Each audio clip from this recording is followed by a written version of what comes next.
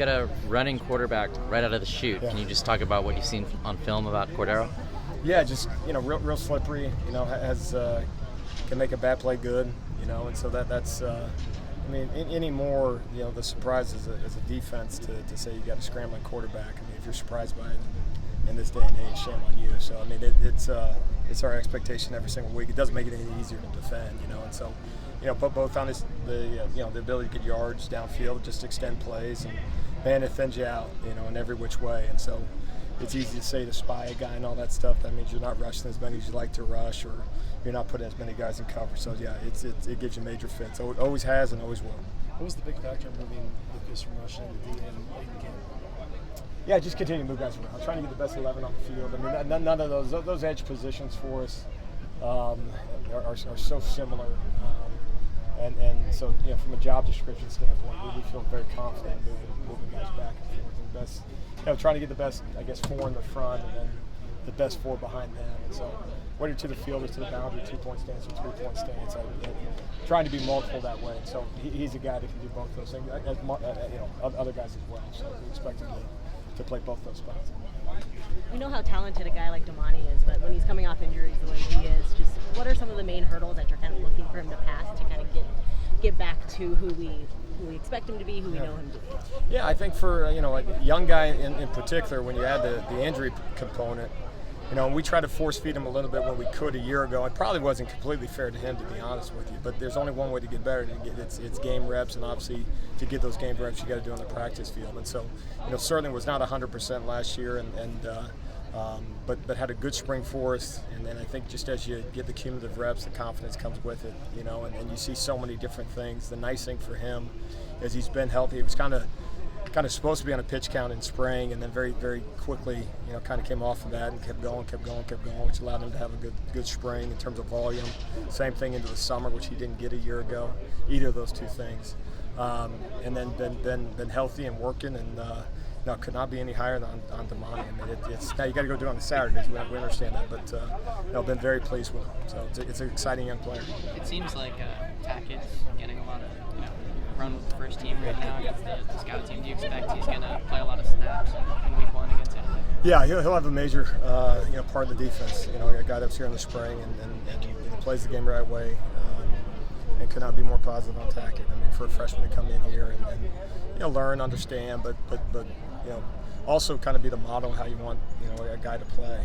And has been one of those guys that the head coach has pointed to in team meetings just from an effort standpoint. Now you got to make sure he's going in the right direction, but he's one of those guys that the direction is going to be the football eventually, right? So sometimes there's other responsibilities before you got to just go see and hit the thing, but that's a pretty good quality to start with. Is that something you knew coming out of spring camp, or did injuries during fall camp kind of accelerate that? Yeah, I think injuries in any position just give guys an opportunity to maybe get to where they would get 4 reps in a period, they get 8 reps in a period or something like that. Now you got to be smart that way, that you're not overusing guys. But no, it gives a guy a chance to all of a sudden instead of running with the 3s early on, he runs with the 2s, or the 2s with the 1s, and that the expectation goes up, right, as the group goes up, type of thing. So.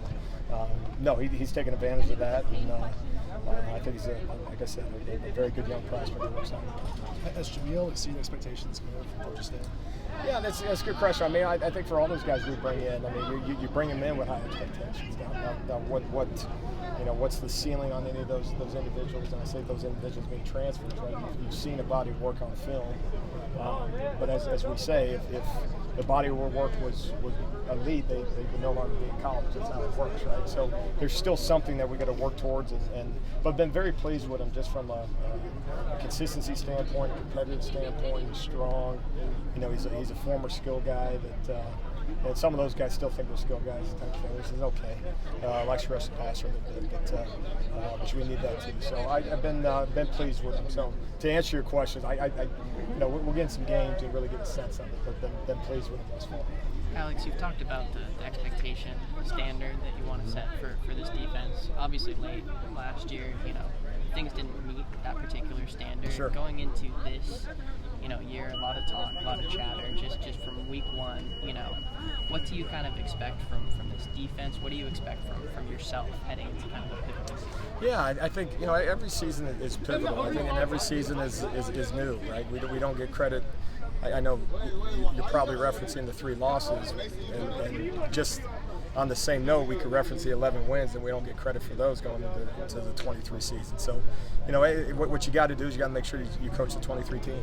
You got to coach these guys, and it's new scars and old scars and all that, and they have theirs, we got ours, but also those are tremendous opportunities to reference and learn from. Obviously the fourth quarter deficiencies last year, to think that we haven't highlighted those and circled that and made a major emphasis would be inaccurate, which had a major impact. As we tell the guys, 15 minutes can change the whole season.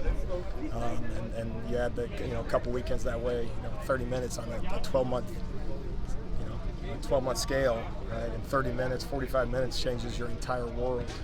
And so just having an understanding of that. And so what that does, I'm just referencing that as much as anything, because you got to learn from those things and reference that. But no, awfully excited to get on the field with these guys, and we understand the challenges starting this weekend. You talked a lot about tackling last season and that one guy who kind of has to finish the play. Where is your group at in terms of those categories? Yeah, I mean, I think we've tackled as much as you probably can, responsibly. I mean, you can obviously go off the deep end and maybe hit too much type of thing, and we're all trying to find what that balance is. One of the things that we did, this off season, in spring ball and fall camp, is we've gone to the ground every single day. Now, we're not taking bodies to the ground every single day, but we felt like it just needs to be more commonplace that at the end of a play, as a defender, that you're not on 2 feet. I mean, and so that's a small thing, but that just gives you, it's all comes down to small things. And so that's one of the things that we've done. And so, but you got to do it on game day. You got to make sure that as best you can, you try to get multiple guys to the point of attack. Spread offense, as you mentioned, these rambling quarterbacks makes it very difficult to have that on every single down.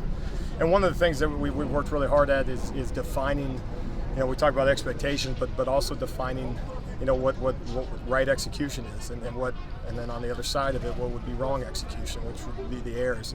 And sometimes you quantify as a mental error, and I don't know that that's accurate. And sometimes you just say that it's missed assignment. I don't know if you ask the guy what the assignment was, he would know it. And so we've defined it as expectation errors as much as anything. If you don't expect yourself to be at the point of attack or expect the ball to be in your gap, there's not a magic coaching point that's going to get you in that position. So we can tell you where it is, but you got to expect to make the play when you get there, type of thing. And so some of that comes with reps, and some of that comes with experience and confidence and all those things.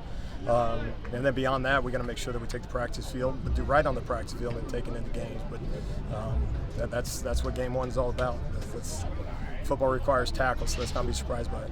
Let's do one more. What has Mason done to earn captain status? Yeah, just we've from a character standpoint, checks every box. From an effort standpoint, checks every box, and then from execution standpoint, that I just mentioned, expectation errors, and that's kind of been the thing that we've circled and shown the guys in defensive meetings, and that said, no, that's an expectation, and no one can fix an expectation. This is this is the scar of the letter as we defined it for the guys. If you don't expect to make a play, the answer is to get you off the field. And so I bring that up again just simply because Mason's one of those guys that expects to make a play on every single down. And you can see it. You can see his mentality. I think that it is one of those things that not just as a coaching staff we can see, the players can see it. And so that creates kind of the model. He's been the model since he's been here. So been very pleased with him up to this point. So excited to see him go. Thank you, Coach. Thank you. All right, thank you all.